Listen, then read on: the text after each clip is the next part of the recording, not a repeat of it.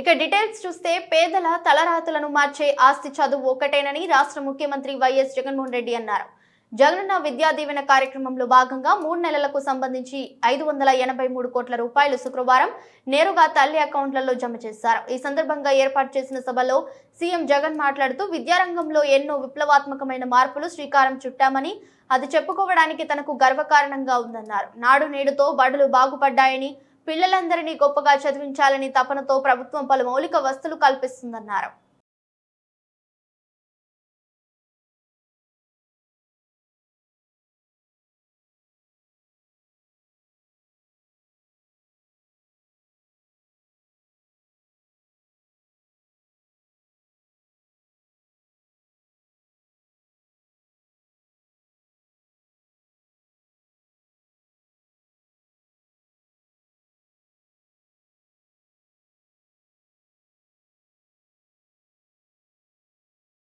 చదువు అన్నది ఒక తలరాతను మార్చే ఒక ఆస్తి. మనిషి తలరాతను గాని ఒక కుటుంబం పేదరికం నుంచి బయటికి రావాలి అని చెప్పి అనుకున్నా కానీ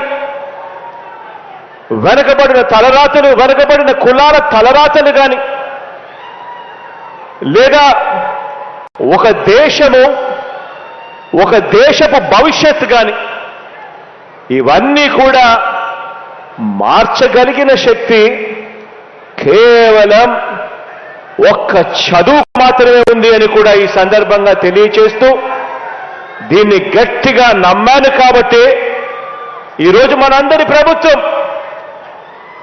విద్యా విధానంలో స్కూల్స్ దగ్గర నుంచి, గవర్నమెంట్ బడుల దగ్గర నుంచి మొదలు పెడితే హైయర్ ఎడ్యుకేషన్ దాకా ప్రతి అడుగులోనూ కూడా ఈ 55 నెలల ప్రయాణంలో విప్లవాత్మక అడుగులు వేయగలిగాము అని కూడా చెప్పడానికి ఈ సందర్భంగా గర్వపడతా ఉన్నా.